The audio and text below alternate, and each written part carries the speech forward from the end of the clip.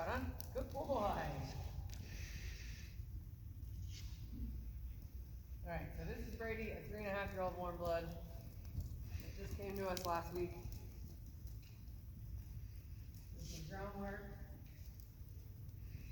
And we're doing this video because we feel like after fixing some of his ground tendencies, that front leg is going to get a lot better.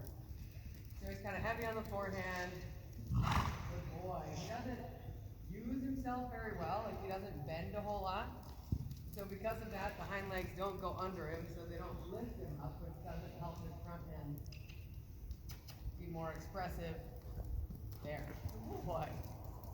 We're going to do a little series before and after of Brady.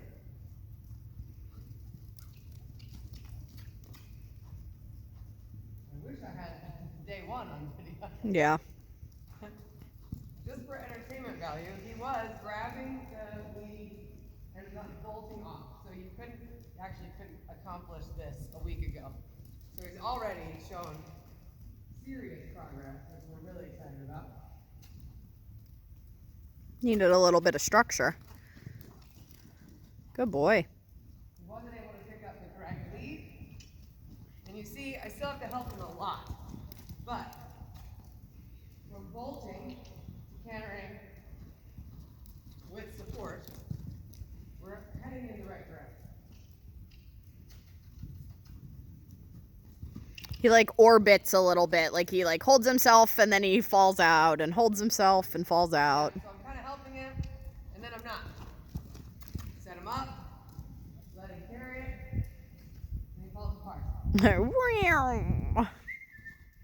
But the fact that I'm able to even do that, this day last week, he drugged me around this ring like I wasn't even attached. Good reminder to how strong. No say in it whatsoever. To the point where actually my forearms are still sore. It's always a good little reminder as to how strong they are. I did fashion the lead rope to give me a little bit of nose control over the rope halter because, good boy, nice release there. I'm going to let him walk after that. In my assessment of where I think he was before, he's very dull to everything. So the rope halter didn't mean anything. So I'm pretty sure that he had a chain across his nose quite a bit. He's also very reluctant to come to pressure. And so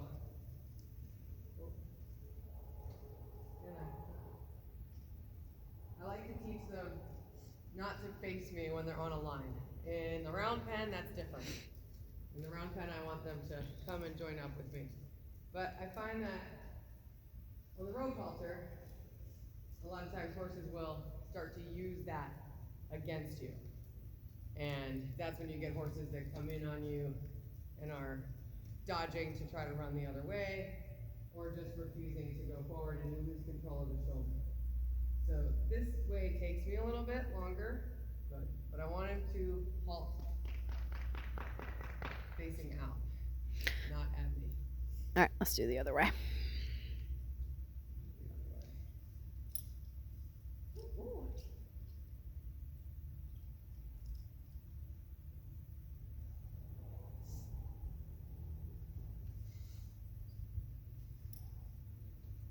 Besides just a little bit of his density that he had, he's gentle and he's quiet and... He is. He's got a really nice, quiet nature.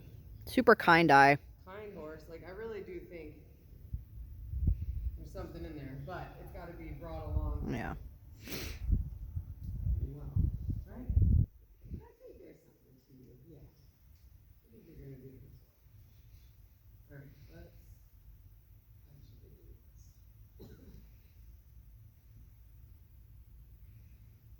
I don't typically do this. Actually, the first one, but now I kind of wish I thought of that when I had this. I get my arms ripped out of the socket. Nope. Hang on, buddy. Hang on. Hang on. Did it freeze again?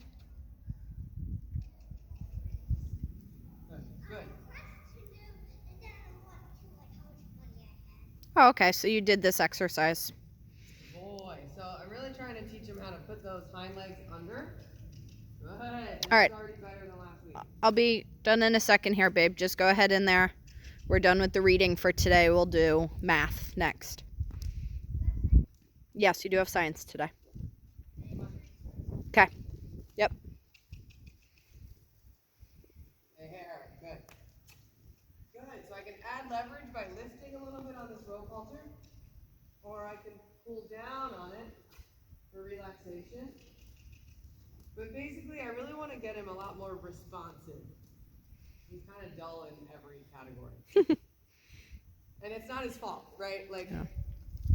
a horse is as responsive as they're taught to be. Now, of course, in nature, you have some horses that are more lively than others.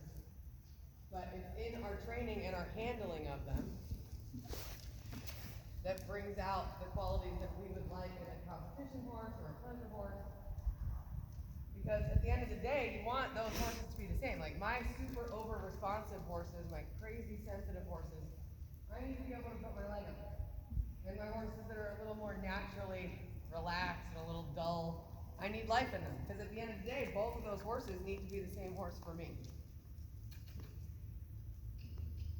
And it's about how you develop that and bring that out and train that in your horse. Boy. He's 10 times more responsive than he was this time last week. Good. Good. We have a ways to go on the body bend, but that's okay. Yeah, good boy. So there he's showing a little bit of balance on his own. And then his immediate response is usually to walk. Because he's like, oh, that's like work. No, don't drag me out. Come on. So we got a little correction there.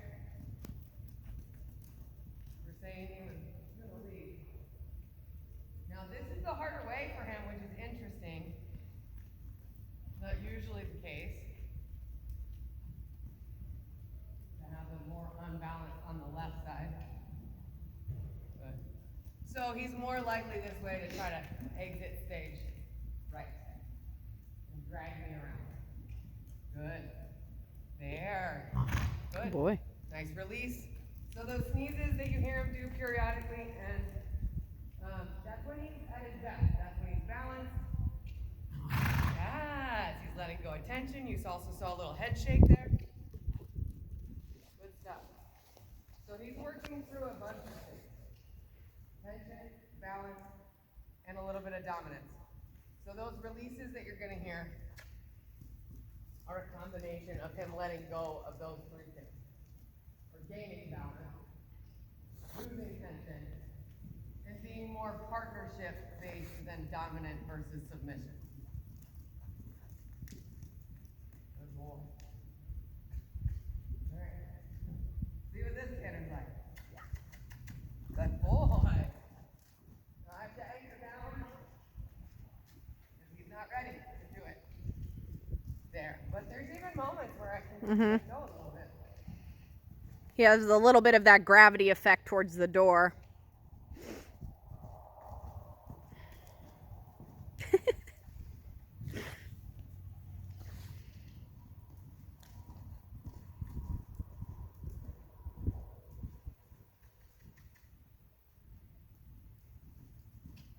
My son was supposed to get my gloves. Really, he forgot all about it. No, yeah, I don't think that happened. Good boy. I didn't hear one word about gloves. So that's light years different than last week. Oh, yeah. He's legitimately putting in the effort this week because he's like, okay, I want to work with you instead of just ducking the head and saying no thank you. I'd like to get a little release right there. He thought about it. Give me one more chance. Give that. Good. Good. And that's what I look for too. Those little moments where he can really balance himself and carry. And they're going to be few and far between. It's a very big, unbalanced, awkward 3-year-old. And so teaching him how to use his own balance is definitely going to be a journey. And I'm going to have to help him. Like I helped him way more in the canter than I would like to. But that's only going to be for, I mean, we're going to start seeing big changes every day, really. next week I should be able to stand here instead of hunkering down in the canter.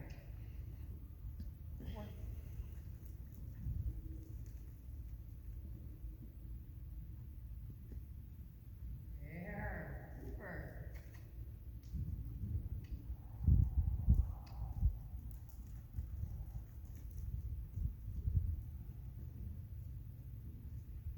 Really like to see that it's got a soft eye. His lip is really soft right now. Last week it was very pursed and kind of ready to fight. There it is. So that's what I was looking for. One last release. Good. Like I said, I don't want him turning on me, but it's something he knows. Good. And he's not feeling bad by any means. I'm just going to teach him that that's not the answer that I'm looking for.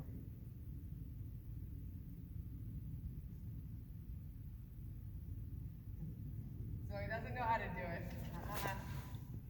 So then he's like, well, I'll just come into you. Thank you, but no. Stay out.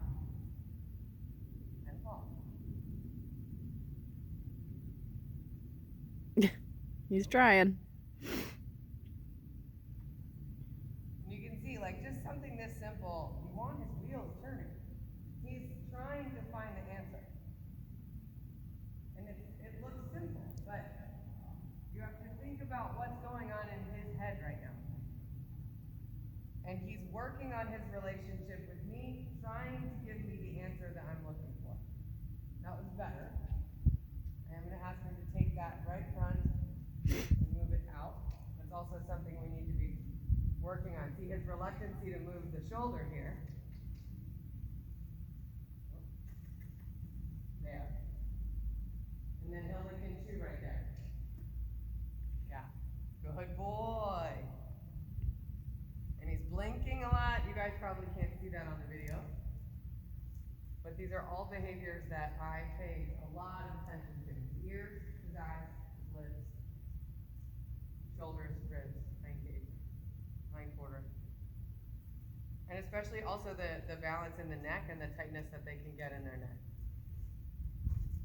Good boy. It's like, I know I'm supposed to stop, but I don't know how. I don't know how. And that's okay, right? Like, I want him, I'm pretty sure, hasn't been asked to think for himself.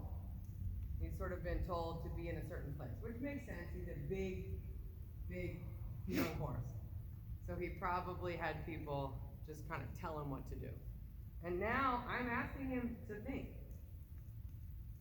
And this is a pretty cool journey because he's already changed with me over the last, even from yesterday to today. He's like, oh wait, I get to think for myself a little bit. So there I have to drive him.